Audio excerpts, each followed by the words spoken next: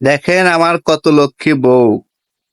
থাক আর মানে চাপা মারতে হবে না, ঠিক আছে? চাপা মারতেছি না, যে সত্যি তো। আমার আমার বিয়ে বিয়ে করার পরে থেকে আমি কোনোদিন আমার হাত পায়ের নখ আমি কাটছি কিনা আমার জানা নাই, আমার মনেও পড়তেছে না। এই সেই বিয়ের পর থেকে আমার সব নখ কাটা আমার বই করে দেয়। হ্যাঁ, এরকম আলসা একটা জামাই যার কপালে জুটবে তার এগুলো করা ছাড়া উপায় নাই। এটা তো বাধ্যতামূলক হয়ে গেছে এখন, আমার আহ, রুটিন রুটিন।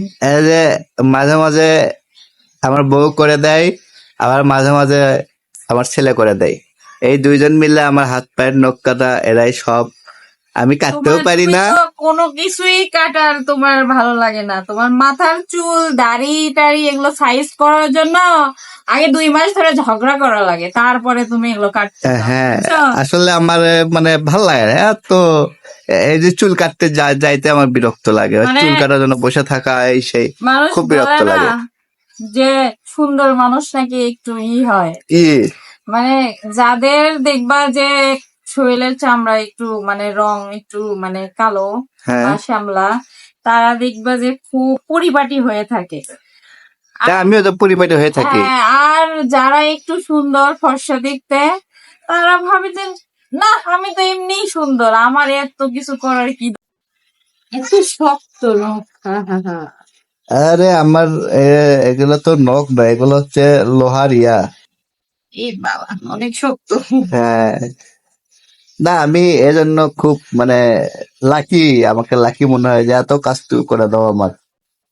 বিশেষ করে যে নখ কাটা চুল কাটা এগুলা তো আমার বিরক্ত লাগে। কি হলো, হচ্ছে না?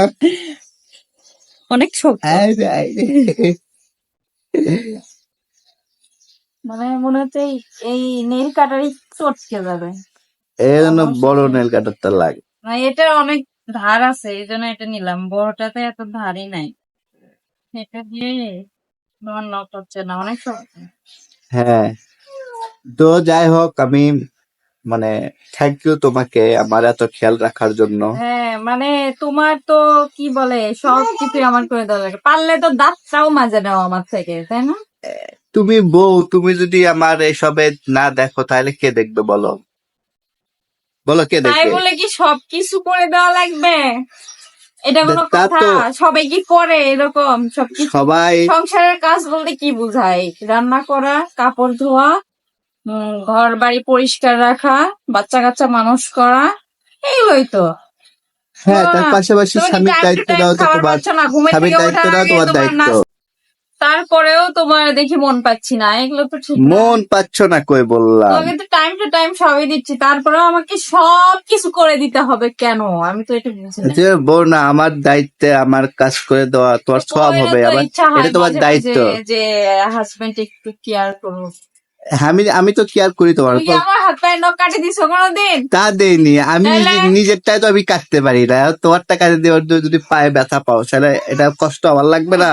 আবার কোনোদিন কষ্ট লাগবে, তাই আমি কোনোদিন চাই যদি না যে তোমার কষ্ট হ্যাঁ লাগুক। এগুলোই তো বলবা। তাছাড়া তোমার কেয়ার আমি করি না। হুম, হ্যাঁ, দেখুন কি বলে, আমি নাকি ওর কেয়ার করি না। আপনারা একটু কমেন্ট করে বলেন তো যে আমি কি ওর কেয়ার করি কি করি না। তুমি আপনারা করো, আপনারা কি শুধু করার মধ্যে একটাই করো, তুমি আমাকে তুলে তুলে খাও, এইটাই বেশি করো, তাছাড়া আর কি করো বলো? এক লোকমা ভাত যদি কেউ স্বামী তার স্ত্রীর মুখে তুলে দেয় তার জন্য অনেক সব হয়, এটা কি জানো?